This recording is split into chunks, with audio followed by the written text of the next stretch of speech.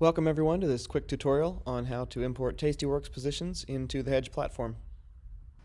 So right now I'm on hEDGE. You can see I have no positions currently, and the first thing I'm going to do is go to the TastyWorks desktop app. You want to make sure that you're on the desktop app for this. And then I'm going to click this little symbol here on the left panel here that says history. Looks like a little clock. Just click that, and if you happen to be on year to date, make sure that you're on transactions. And we want to make sure that we set the date range to be showing not just the stuff that happened today, but the stuff that's happened since the inception of this account. So I'm going to change this date filter to custom, and I'm going to change my start date to just be a few years in the past. That's well before the first position I had in this account. And so the next thing is, it says showing 200 of 1,135 rows here. So if I were to actually export this CSV right now, it would only export those 200 rows.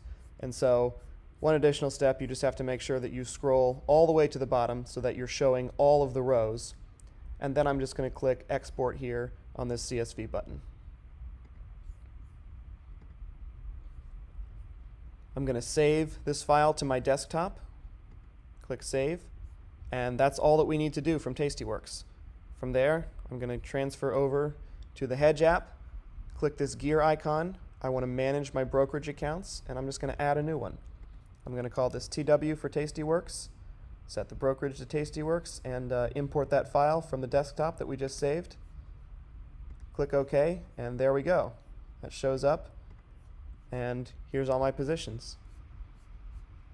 Probabilities of profit in P50 are streaming down from the server, and I'm ready to start doing some analysis. As always, you can find tutorials for all the other features of our app, either on our website or our YouTube page. And thanks for watching.